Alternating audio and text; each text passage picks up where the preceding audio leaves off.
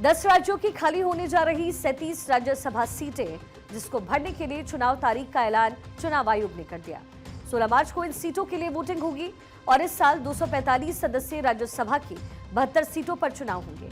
पहले 37 और फिर बाकी खाली होने वाली सीटों पर वोटिंग होगी।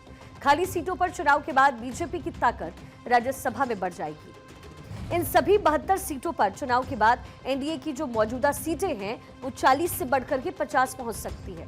वहीं इंडिया गठबंधन की सीटें 25 से घटकर दहाई के आंकड़े के नीचे पहुंच सकती है। यह आंकड़ा 72 सीटों के हिसाब से है। अलग अलग राज्यों में विधानसभा की सीटों की संख्या को देखते हुए बीजेपी को 37 से 38 सीटें मिलने की पूरी संभावनाएं हैं। हालांकि इस बात पर यह डिपेंड करेगा कि वो अपने सहयोगियों के लिए कितनी सीटें आखिर छोड़ती है। अब किस राज्यों में कितनी सीटों पर वोटिंग हो रही है, सिलसिलेवार तरीके से बताते हैं। महाराष्ट्र में 7 सीट, ओडिशा की 4 सीट, तेलंगाना की 2 सीट, तमिलनाडु की 6 सीटें, छत्तीसगढ़ की 2 सीटें, पश्चिम बंगाल 5 सीट, असम की 3 सीटें, साथ ही हरियाणा 2 सीट, हिमाचल प्रदेश की 1 सीट, वहीं बिहार की 5 सीटों पर चुनाव होने जा रहे हैं।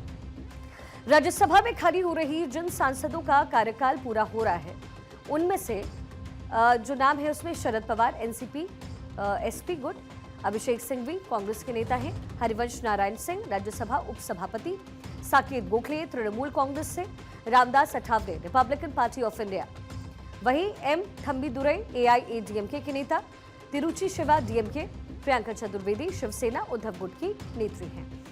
देखिए, इस साल खाली हो रही 72 सीटों पर चुनाव के बाद बीजेपी की स्थिति राज्यसभा में मजबूत हो सकती है। वहीं मुख्य विपक्षी दल कांग्रेस की स्थिति और भी संभावित है कमजोर हो जाए। अलग अलग राज्यों की स्थिति अगर आप देखते हैं तो कांग्रेस और उसके सहयोगियों की दिक्कत भी बढ़ेगी।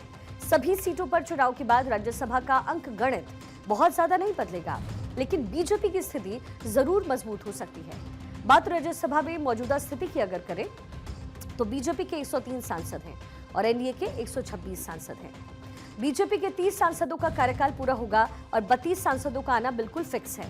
साथ ही जोड़ तोड़ और दलों के समीकरण के हिसाब से बीजेपी 3 से 4 सीटें और जीत सकती है। पिछले एक दशक में राज्यसभा में भाजपा सांसदों की संख्या तेजी के साथ बढ़ रही है। ये ग्राफ तेजी से बढ़ रहा है और 2014 के बाद इसमें तेजी से इजाफा भी देखने को मिला। एक दशक में बढ़ती गई है बीजेपी सांसदों की संख्या।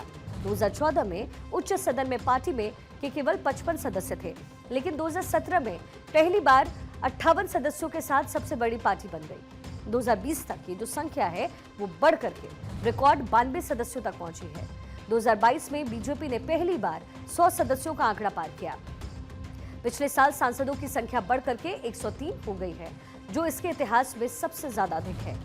इस साल खाली हो रही सीटों पर चुनाव के बाद 17 राज्यों और केंद्र शासित प्रदेश से राज्यसभा में कांग्रेस का कोई सदस्य नहीं होगा। इस साल राज्यसभा में कांग्रेस को कुछ सीटें गंवानी पड़ सकती है, लेकिन संभावना है कि वो 9 सीटें बरकरार रखेगी।